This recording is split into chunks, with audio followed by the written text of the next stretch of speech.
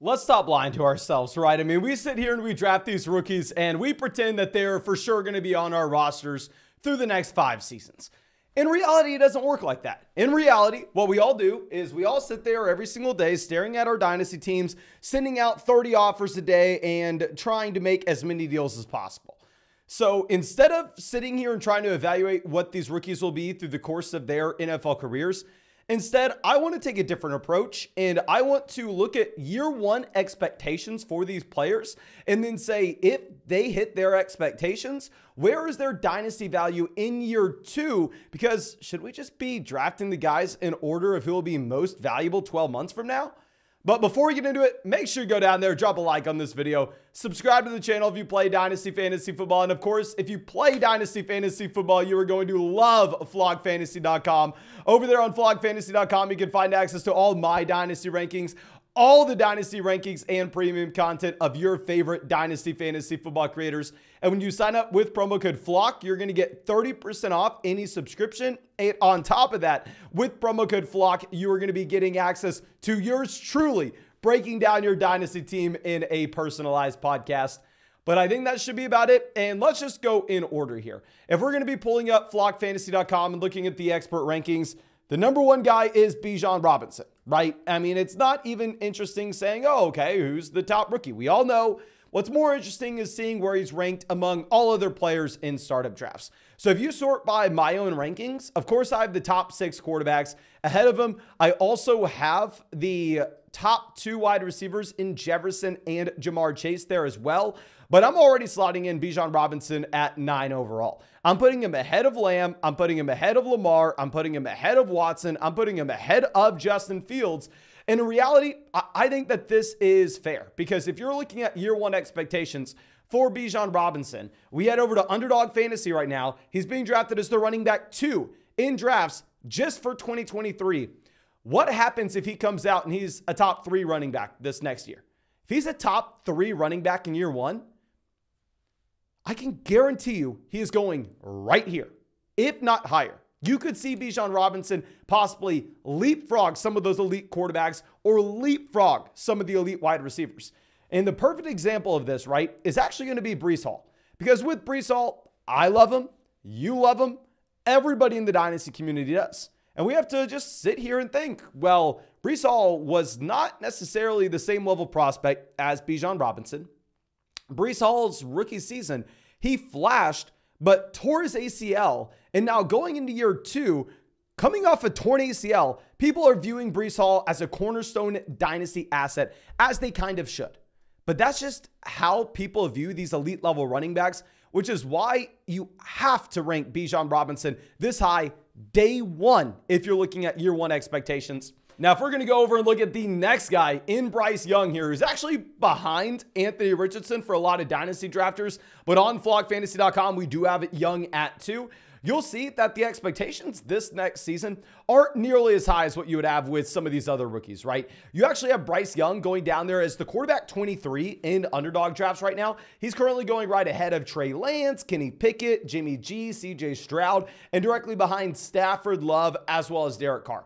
And if we're going to be looking at Bryce Young, it's very difficult to know exactly what we're going to get with his dynasty value, because very rarely are you going to have a rookie quarterback coming in and turning into year one Deshaun Watson, right? Yeah, year one Deshaun Watson back in 2017 is a true league winner, or the first year that Patrick Mahomes starts, the first year that Lamar Jackson starts. Yes, they win fantasy football leagues, but in reality, that is very, very difficult to ever assume that we get.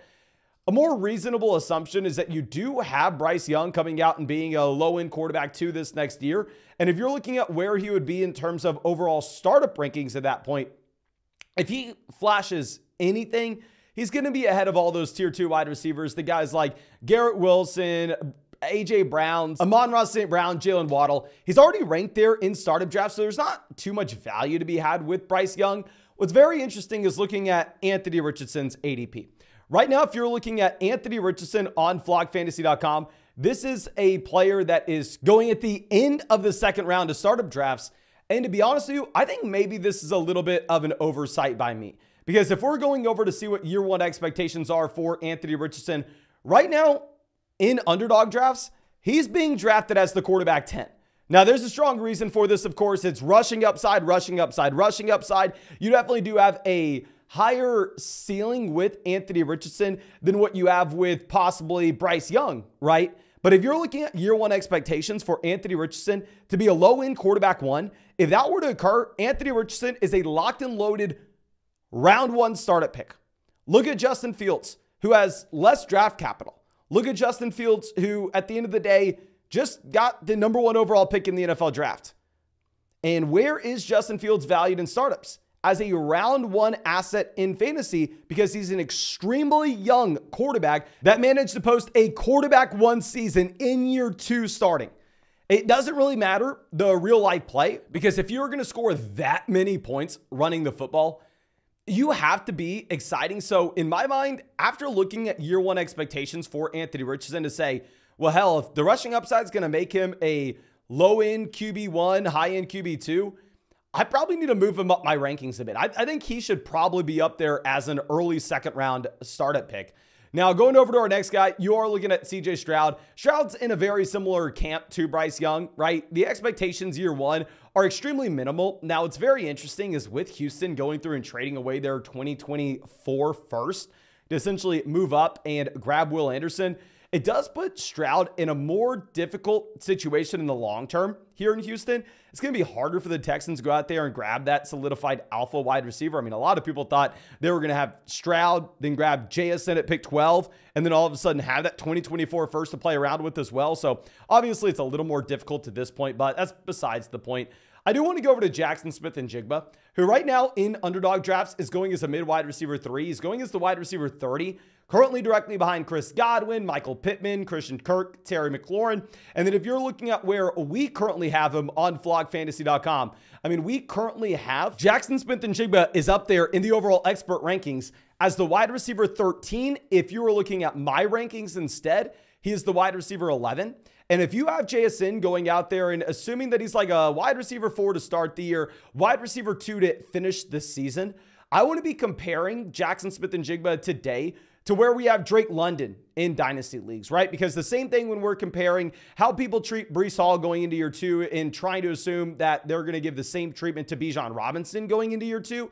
Well, Drake London really wasn't great from a fantasy football perspective, right? What Drake London did is he went out there and he showed that, yeah, the prospect profile looks to be correct. He is a very good player given the market share numbers that he commanded there in Atlanta. But because the overall Atlanta Falcons offense held him back, at the end of the day, I mean, you don't really have any year one production, but going into the future, people assume that's going to change.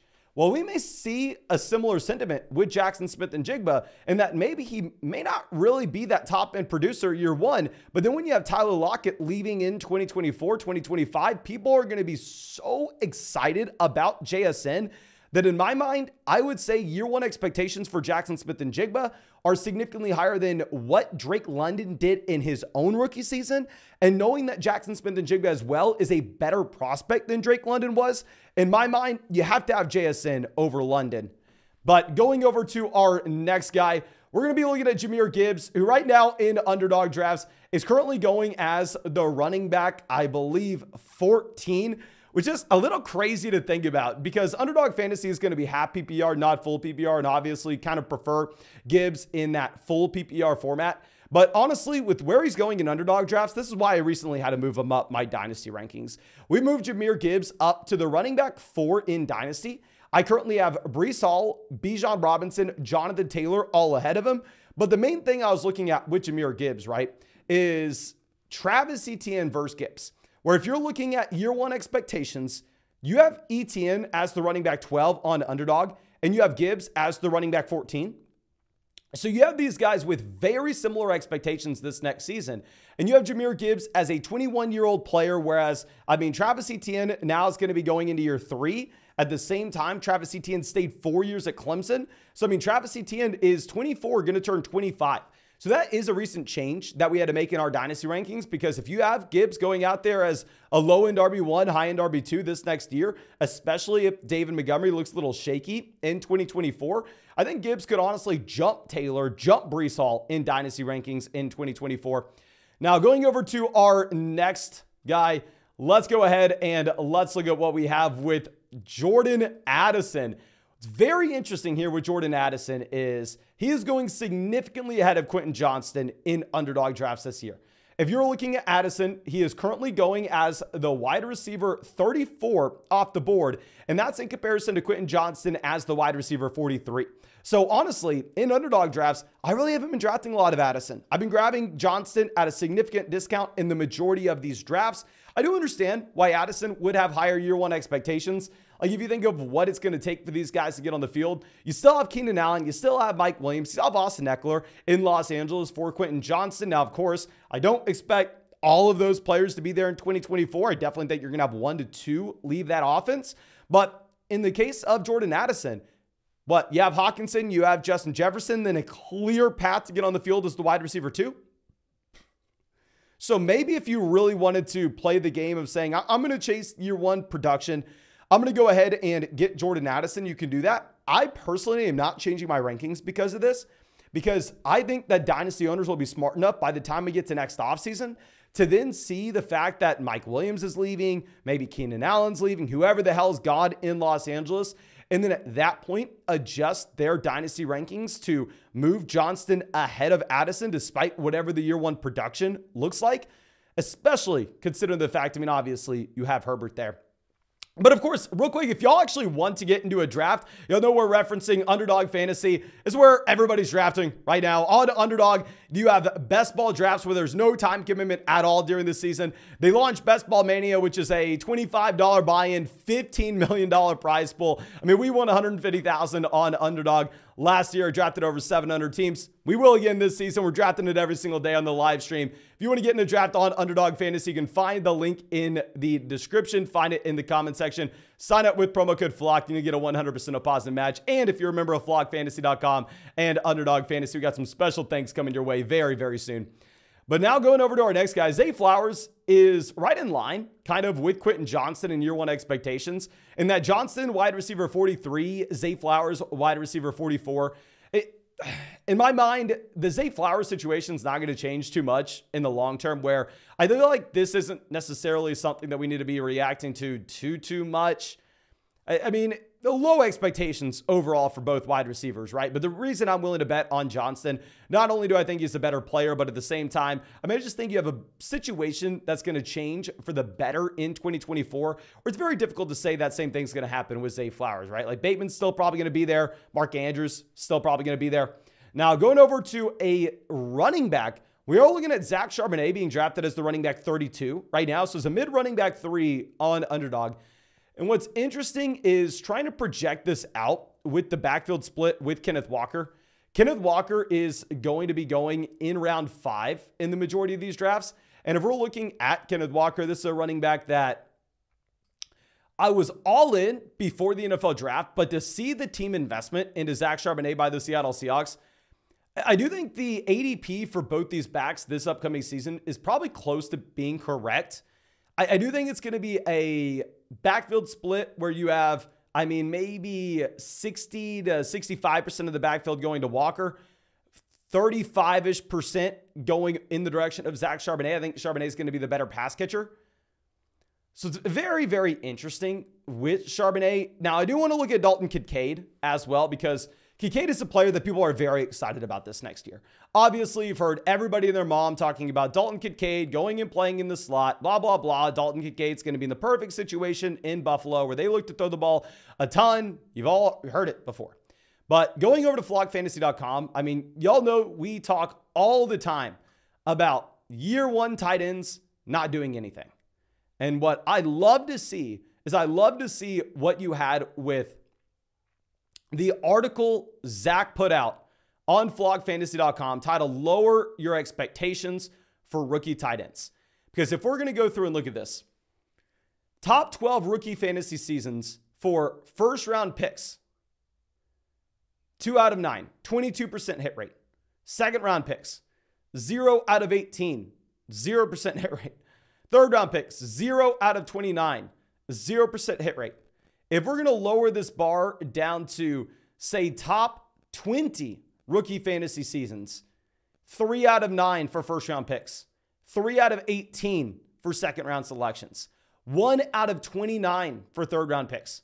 Rookie tight ends do not produce. I don't understand how you can have this level of expectation for a tight end going into year one. And to be honest with you, why I think that this is not only crazy on the part of underdog drafters with what they're expecting from 2023, but also why I think it's crazy for dynasty drafters, right? Is even if you overcome all the odds, right? And Dalton Kincaid is a tight end one in fantasy this season. If you're looking at where Pat Freiermuth is valued right now, I mean, we've talked about this time and time again. Pat Freiermuth bucks the trend. Pat Freiermuth is able to go out there and actually be productive as a rookie, continue that into more volume in year two, and nobody cares about Pat Freiermuth, even though he was able to overcome all those odds and actually do something.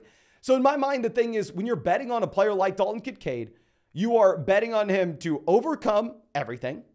Not only are you betting on him to overcome everything, but on top of this, even if he were to, what's the real upside? Where does his value go? He goes from being worth a late first-round pick to still a late first-round pick, maybe a mid-first-round pick.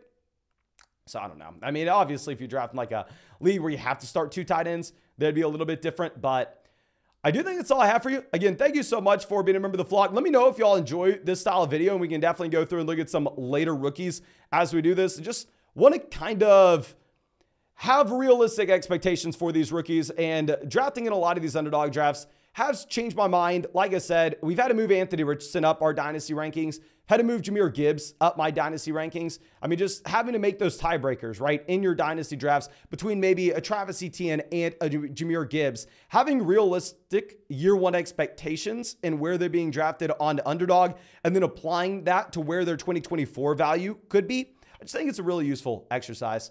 But again, thank you so much, guys. Really do appreciate y'all. Really hope you have a great day. As always, if you have not done so, drop that like, subscribe if you play Dynasty. If you want to get access to my Dynasty Fantasy Football rankings, you can either do that on flockfantasy.com or sign up to get in a draft on Underdog Fantasy with promo code FLOCK. When you do that, you will get my Dynasty Fantasy Football rankings and a free trial to flockfantasy.com. But thank you again, ladies and gentlemen. Really do appreciate you, and really hope you have a great day.